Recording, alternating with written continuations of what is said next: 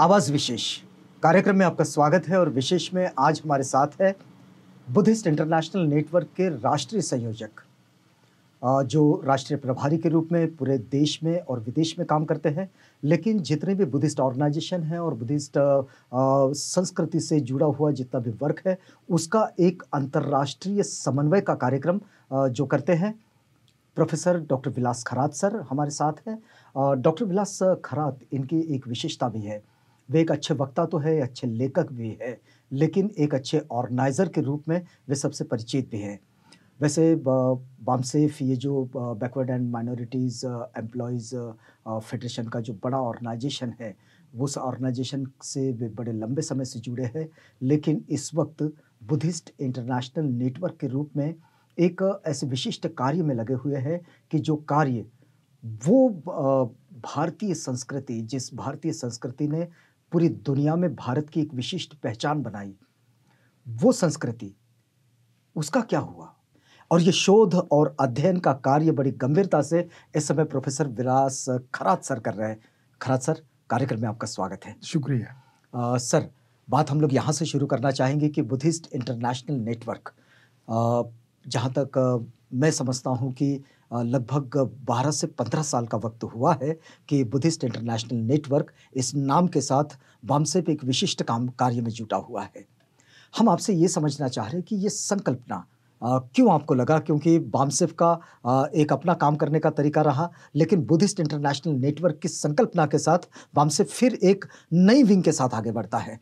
क्यों लगा ऐसा, क्या संकल्पना है? देश भर में हम सभी बैकवर्ड कास्ट के लोगों को जोड़ रहे हैं जी।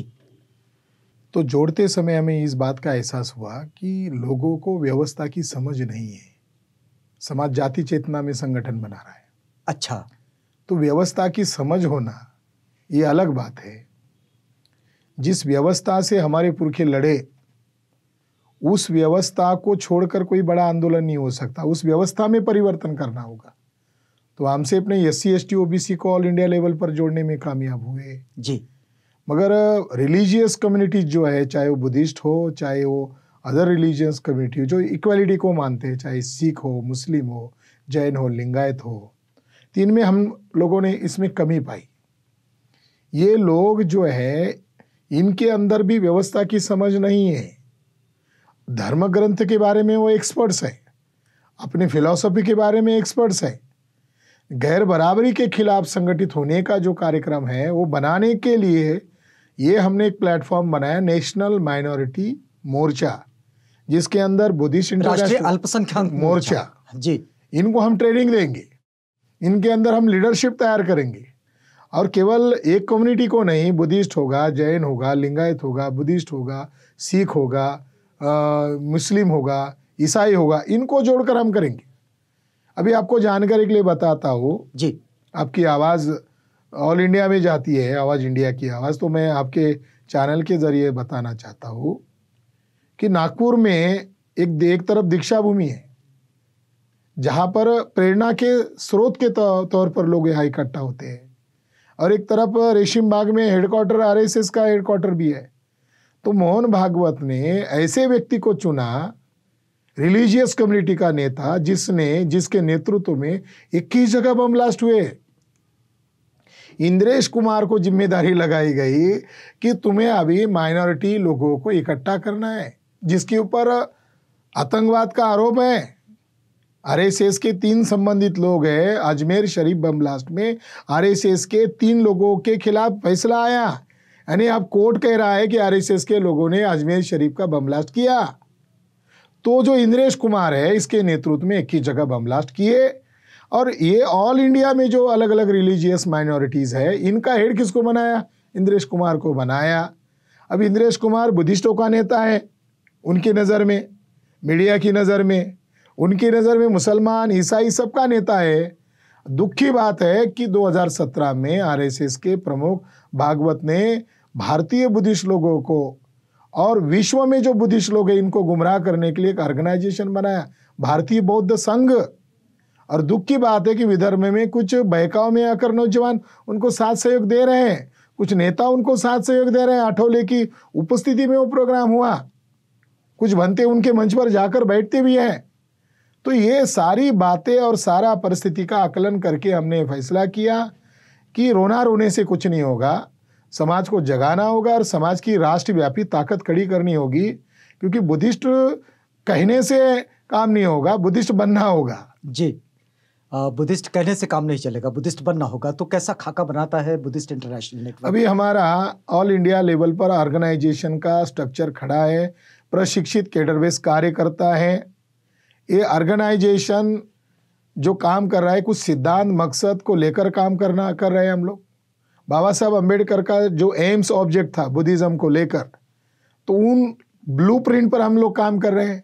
जो बाबा साहब का प्लान था, बाबा साहब का माइंड में ये प्लान था कि 8 सेंटर ऑल इंडिया में बनाए जाएंगे, प्रशिक्षित भिक्खु भी होगा, प्रशिक्षित उपासक भी होगा, लिटरेचर का निर्माण किया जाएगा।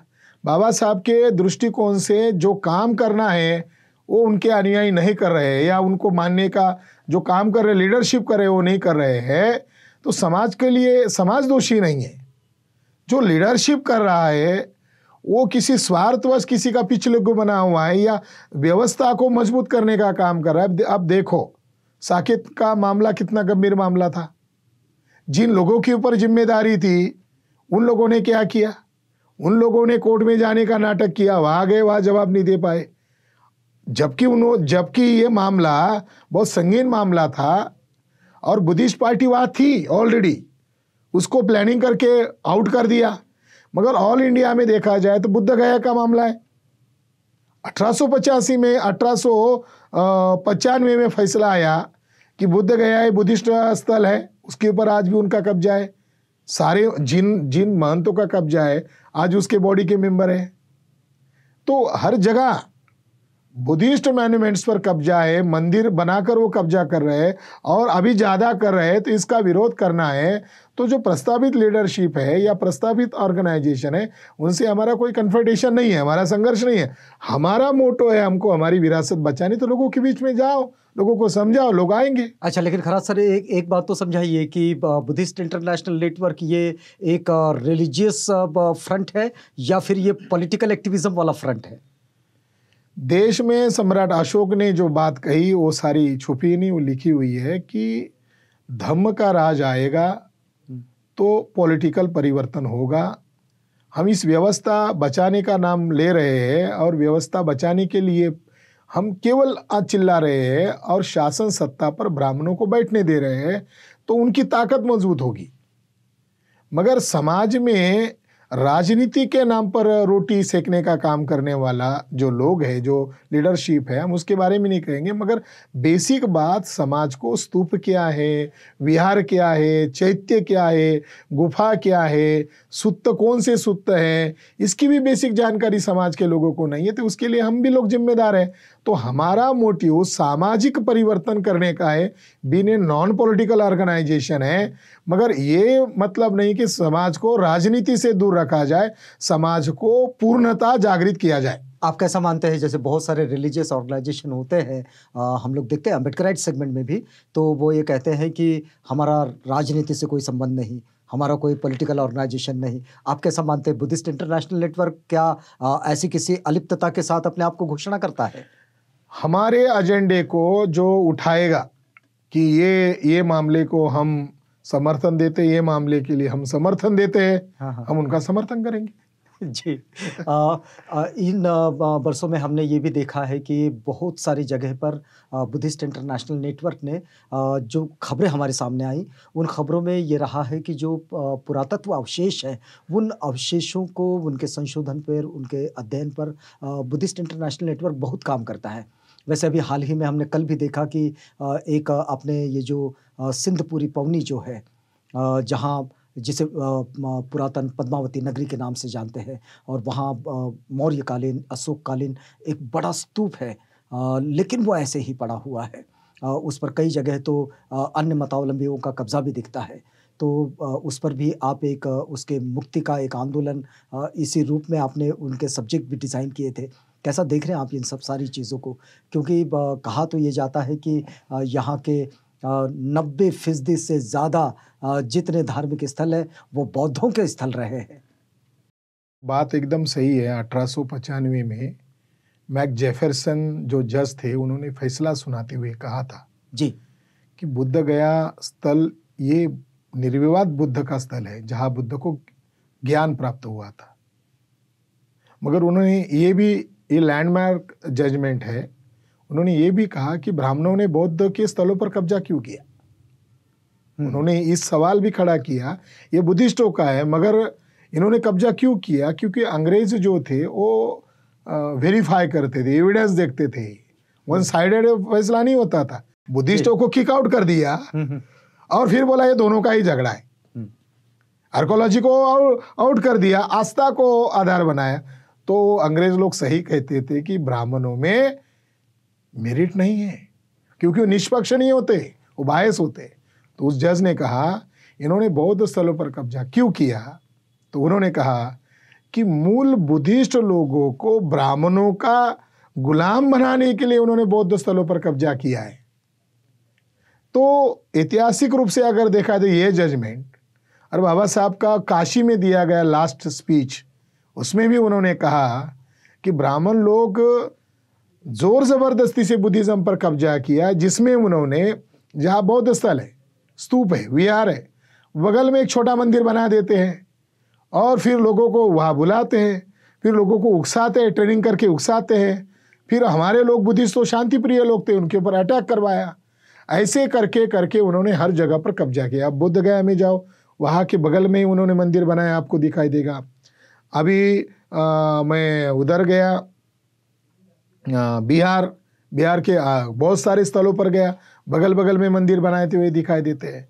आप जिस नगरी का आपने जिक्र किया है, 100 साल से कम समय में उन्होंने वहाँ मंदिर बनाया, जगन्नाथ टेम्पल।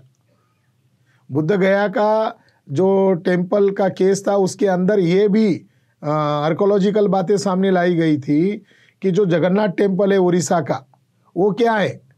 तो उन्होंने एविडेंस पेश किया कि वो बुद्ध स्थल था, क्योंकि यहाँ बुद्ध का दांत की अस्थि है, दंत की अस्थियाँ हैं। ऑल इंडिया में 4 जगह पर है, एक यहाँ पर है, एक उड़ीसा के जगन्नाथ टेम्पल में, पवनी में, एक पवनी में। तो हिस्टोरिकल रूप से ये बातें प्रमाणित हो गई है कि ब्राह्मण लोग सत्ता के बगैर ये कर नहीं सकते, सत्ता का नाजायज इस्तेमाल किया, और दूसरा ये संगठित रूप से क्राइम किया है। और हम जिस मुद्दे पर लड़ाई लड़ रहे हैं, हम कोई संविधान के बाहर जाकर या कोई गलत बात को उठा नहीं रहे। 1969 और 70 में जोशी और देव ने वहां एक्सिबिशन किया, इसके बलबूते पर जोशी महाशय डायरेक्टर जनरल बन गए। और वो जो पवनी का स्तूप है वो केवल 10 या 15% ओपन किया, और बाकी इसलिए ओपन नहीं किया गया कि वहां पर टेम्पल है। टेम्पल तो बाद का है, रिपोर्ट बता रहे बुद्धिस्ट प्लेस है।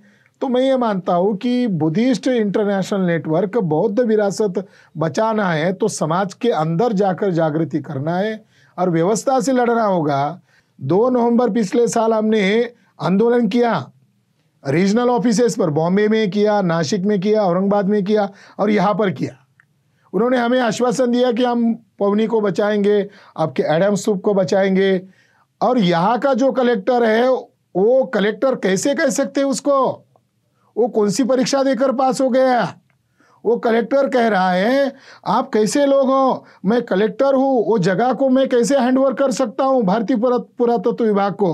फिर हमने उसको समझाया ये ऐसा ऐसा मामला है कि यहाँ का नागपुर का एएसआई कह रहा है कि वो हम लेना चाहते हैं, मगर लैंड रेवेन्यू जो होता है, लैंड का जो पोजीशन का अधिकार वो कलेक्टर को होता है। कलेक्टर बोल रहा है मुझे मालूम नहीं है एएसआई की कैसी दिमाग काम कर रहा है। हमने कलेक्टर को समझाया, वो आपकी तरफ उंगली दिखा रहे, आप उसकी तरफ उंगली दिखा रहे। और फिर बाद में महाराष्ट्र स्टेट आर्कोलॉजी को लेते, महाराष्ट्र स्टेट आर्कोलॉजी वाले बोलते हमारे पास पैसा ही नहीं है। और यहाँ के पालक मंत्री बुद्धिस्ट है नितिन राउत। फिर कलेक्टर और एएसआई बोल रहे हैं कि यहाँ में नितिन राउत भी पहल कर सकते हैं एज अ पालक मंत्री, उनके पास अपना निधि होता है और वो यहाँ तो बुद्धिस्ट लोगों की वोटों से वो जीतते हैं। तो इसमें पालक मंत्री को भी लेटरबाजी किया कि आप पालक मंत्री हो तो वो ऑक्युपाई करो, और वो एएसआई के दो साल पहले वहाँ का लोकल बीजेपी का एमएलए वहाँ के अधिकारियों को हाथ में लेकर पवनी में जेसीबी लगाकर तोड़फोड़ किया। ये खबर वहां से पता चली तो मैं उधर साउथ इंडिया बेंगलोर में था, तो हमने यहाँ के साथियों को कहा आंदोलन तो करते ही रहेंगे, मगर पहले उसको रोक लगाओ। हमने उनके खिलाफ एफआईआर दर्ज करने के लिए जोर जबरदस्ती किया कि एफआईआर करो, ये तोड़ा उन्होंने। एफआईआर हो गया, मगर अभी तक वो जिन लोगों ने ये किया उनको सजा नहीं हुई है। फिर बीच में लॉकडाउन आया और लॉकडाउन को मोहन भागवत ने अवसर कहा, यानी जो महामारी है इनके लिए अवसर है, क्योंकि अवसर है। अयोध्या में वो साकेत पर कब्जा कर रहे, जगह जगह पर कब्जा कर रहे। तो फिर हमने सोचा लॉकडाउन के बाद हम कार्यक्रम करेंगे, इसलिए हमने वहाँ कार्यक्रम किया। और लॉकडाउन के समय में अवसर कह रहे तो हमने आंदोलन किए, एएसआई के कार्यालय पर आंदोलन किए। नहीं तो ये एक साल में क्या इसका कोई रिप्लाई नहीं आया?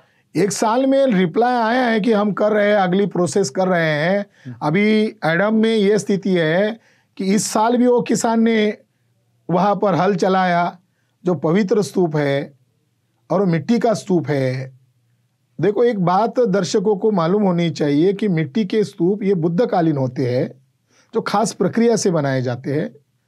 और अशोका ने ईंट और पत्थर को मिलाकर जो स्तूप बनाए वो अशोका के। तो कम बचे हुए हैं, ऑल इंडिया में मिट्टी के स्तूप बहुत कम बचे हुए हैं। और ये जनपद है, 16 महाजनपदों में ये एक जनपद है जिसको आज एडम कह रहे हैं। एक समय में एक बहुत बड़ा सेंटर था। तो मैं इस रूप से देख रहा हूँ कि नागपुर के लोग भी इसके लिए दोषी हैं। नागपुर में कई सारे विहार हैं जिसके लिए लोग लड़ झगड़ रहे हैं, मगर हमारा जो विरासत है इसको नष्ट कर रहा है। 2 साल से पत्राचार कर रहे, 2 साल से समझा रहे, उनको समझ में नहीं आ रहा। रिपोर्ट दिखा दिखा कर बता रहे, फिर भी उनको समझ में नहीं आ रहा है। तो ये सारा का सारा मामला किसके लिए चल रहा है? कौन उनको रोक रहा है? सम्राट अशोक के स्टैम्प को, मोहर को तुम जज इस्तेमाल कर रहे हो, पुलिस की छाती पर लगा रहे हो, कलेक्टर का मोहर इस्तेमाल कर रहे हो। जो भारत की पहचान है उसको बचाओ, इंटरनेशनल हेरिटेज है वो। और नागपुर में जो हमारे भाई हैं उनको इस बात के लिए आगे आना होगा, नहीं तो आप लोगों के ऊपर कलंक लगेगा। 2 साल में नष्ट हो सकता है। क्या इसके लिए कोई केस भी बुद्धिस्ट इंटरनेशनल नेटवर्क करता है? एक बड़ी बात आपने कही। हमने औरंगाबाद खंडपीठ में 10 ऐसे स्तूप और केव्स है जो खतरे में है, और वो खतरे में भारतीय पुरातत्व विभाग के नालायकी के कारण खतरे में है।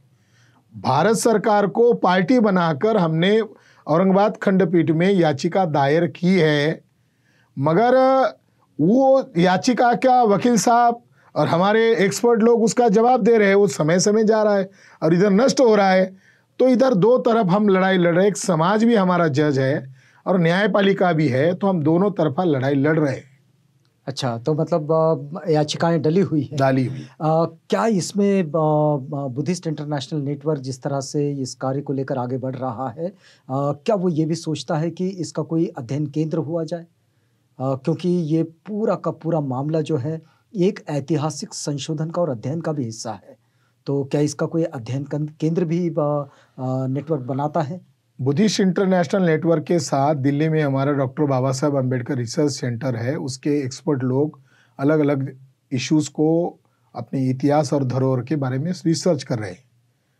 अभी हमने बुल्ढाना जिले में जो भोन स्तूप है संग्रामपुर तहसील में जी, तो वहाँ पर बड़ा आंदोलन किया, चरणबद्ध आंदोलन किया, लॉकडाउन के पीरियड में आंदोलन किया, क्योंकि वो जीगांव धरण प्रकल्प वही बना रहे जहाँ अशोका ने स्तूप बनाया। तो उसको बचाने के लिए बड़ा आंदोलन किया। तो इरिगेशन और गवर्नमेंट को डिक्लेयर करना पड़ा कि हम उस लैंड को प्रिजर्व करेंगे और उसका उत्खनन करेंगे। अभी डिक्लेरेशन किया है। लड़ाई लड़े बगैर हम हमारे अधिकार को और हमारी विरासत को नहीं बचा पाएंगे। तो हम वो बचा सकते हैं, तो हम एडम और पवनी के स्तूप के लिए एक बड़ी लड़ाई और रणनीति बनाए हैं। और कल जो प्रोग्राम हुआ वो हमारे अपेक्षा से ज़्यादा प्रोग्राम हुआ। सारे ये बसेस बंद हैं, आवागमन बंद है, काफ़ी ढेर सारी दिक्कतें हैं। सरकार को भी डर है कि ये लोग इतने भारी तादाद पे किधर जा रहे हैं। तो बहुत बड़ी अपेक्षा से लोग बुद्धिस्ट इंटरनेशनल नेटवर्क की तरफ देख रहे हैं। और बाबा साहब अम्बेडकर ने कहा था, मुझे ये उम्मीद है, मुझे ये विश्वास है कि मेरे समाज के नौजवान लोग आगे आएंगे और मैंने जिस मकसद के लिए ये कार्य हाथ में लिया उसको उस अंजाम तक पहुंचाएंगे। तो बुद्धिस्ट इंटरनेशनल नेटवर्क के साथ क्या सिर्फ सामान्य लोग ही जुड़े हैं या फिर इसमें भिक्षु भी है? इसमें हमने बुद्धिस्ट इंटरनेशनल नेटवर्क भिक्षुओं का एक विंग है, ऑफशूट विंग है। इसमें एक उपासकों का विंग है जो एजिटेशन करने के लिए सामने आएंगे। तीसरा एक इसमें एम्प्लॉइज लोगों का भी एक विंग है जो बुद्धि देने का, ट्रेनिंग देने का कार्य करेगा, कैडर बेस। क्योंकि ये हमारी संस्था है, दीर्घकाल टिकनी है तो कैडर बेस बनाना होगा। हमारा लक्ष्य निर्धारित है। दुश्मन संगठित रूप से कर रहा है तो आपको संगठित रूप से ताकत खड़ी करनी होगी। एक महिला विंग है। आपके लिए जानकारी के लिए बताना चाहता हूँ कि महाराष्ट्र में और ऑल इंडिया में जो भिक्षु बने हुए हैं उसको कोई कोर्स होना चाहिए, उसके लिए कोई ट्रेनिंग इंस्टीट्यूशन होनी चाहिए। फादर बनना है तो उसके लिए ट्रेनिंग कोर्स लेना पड़ता है। मौलाना बनना है तो 8 साल का 9 साल का कोर्स लेना पड़ता है। भिक्षु बनना है तो त्रिपिटक का तो नॉलेज होना चाहिए।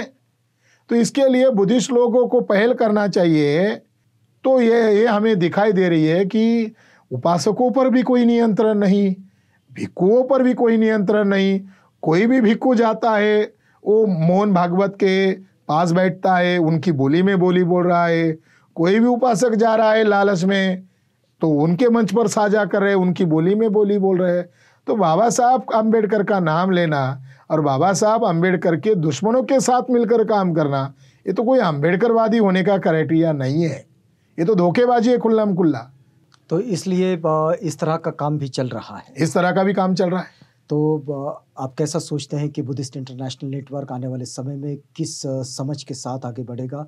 क्योंकि अभी तक तो उसका काम ये पुरातत्व सर्वेक्षण पर दिखता है और कुछ काम जो है वो थोड़ा अध्ययन पर दिखता है। आपको क्या लगता है कि क्या इसी से एक नए भारत का निर्माण, जो 14 अक्टूबर 1956 को बाबा साहेब ने धम्म क्रांति की, ये तो विरासत की बात है कि जो पुरातन धरोहर है उसे हम संजोएं, लेकिन नए सिरे से कोई धरोहर का निर्माण भी तो होगा। जो 14 अक्टूबर 1956 के बाद बाबा साहेब ने जिस समुदाय के साथ इस बुद्धिज़्म के कारवां को आगे बढ़ाना चाहा, आपको क्या लगता है कि बुद्धिस्ट इंटरनेशनल नेटवर्क इन कामों पर कैसा सोचता है? पहले तो दीक्षा भूमि स्मारक ट्रस्ट के जो लोग हैं उनको ये मेरी अपील है कि आरएसएस के लोगों को 14 अक्टूबर या अशोक विजयदशमी के दिन दीक्षा भूमि पर बुलाना बंद करें। क्योंकि समाज को, आम लोगों को ज्यादा दिन तक गुमराह नहीं किया जा सकता। तो पहले नंबर पर वो बुलाने का काम बंद करना चाहिए। दूसरा, अगर कोई काम करना है, हमें कोई अलग काम नहीं करना है। बाबा साहब अम्बेडकर ने जो ब्लूप्रिंट बनाई है उस ब्लूप्रिंट पर चलना है। हमें केवल उस ब्लूप्रिंट पर चलना है। और हमें यकीन और विश्वास है कि अब भारत में बुद्ध की और चलने का रास्ता शुरू हो गया है। बाबा साहब ने एक उदाहरण दिया था। बाबा साहब ने लड़ाई लड़ने के लिए लिटरेचर पैदा किया। बाबा साहब को मालूम है मेरी जाने के बाद ये लोग नए से शुरू करेंगे तो इनको कुछ चाहिए। बाबा साहब ने सब मसाला करके तैयार किया, सब आंदोलन की शास्त्र बना के रखा। बाबा साहब ने कहा, एक उदाहरण दिया कि क्रिश्चियनिटी को अपनाने वाले लोग कौन है?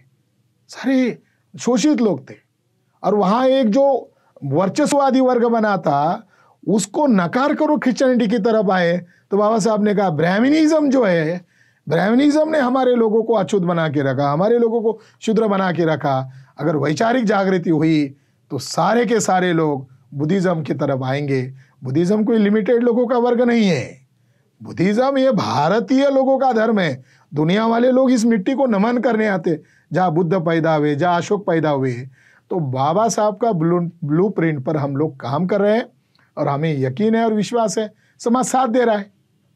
समाज जो सच बोलेगा, सिद्धांत के आधार पर काम करेगा, समाज उसके साथ है। अच्छा बोलने से अच्छा है सच्चा बोलो। जी, बहुत बढ़िया। आप समझ लीजिएगा कि एक बात जो बड़ी महत्वपूर्ण है कि बाबा साहेब जो मार्गदर्शन करते हैं, जो डायरेक्शंस देते हैं, वो डायरेक्शंस ज़्यादा महत्वपूर्ण है। संगठन का नाम क्या रखा गया है ये बात दूसरी है, लेकिन बाबा साहेब जिस गोल पर, जिस विज़न पर काम करने के लिए हमें प्रेरित करते हैं और मार्गदर्शित भी करते हैं, उस विज़न को, उन मुद्दों को साथ लेकर जो आगे बढ़ेंगे वो निश्चित रूप से अपने जीवन को एक सफलता की ओर लेकर चलेंगे। ये आंदोलन इस वक्त में बिल्कुल आमने सामने खड़ा है और आमने सामने का मतलब ये होता है कि जहां बौद्ध संस्कृति के निर्माण की बात, बौद्ध संस्कृति का मतलब मानवतावादी संस्कृति, वो संस्कृति जो दो मनुष्यों के हृदय के द्वार खोलकर उन्हें एक दूसरे से मिलने के लिए तैयार करती है, वो संस्कृति। ये कोई ऐसी संस्कृति नहीं कि जो संस्कृति मनुष्यों को मनुष्यों से तोड़ दे, लेकिन मनुष्यों को मनुष्यों से तोड़ने वाली संस्कृति वो भी उसके सामने खड़ी है। और इसलिए ये बात जब बार बार उठती है कि मुल्क एक है लेकिन मुल्क में आवाज़ें दो है, उन दो में से आपको तय करना है कि आप किसकी आवाज़ सुने और क्या माने। हम विलास खरात साहब से बात कर रहे थे। प्रोफेसर साहब, आप हमारे साथ आए, हमसे बातचीत की, इस पूरी बातचीत के लिए आपका बहुत बहुत धन्यवाद। धन्यवाद। आप बने रहिएगा आवाज़ इंडिया के साथ, प्रोग्राम आगे भी जारी है।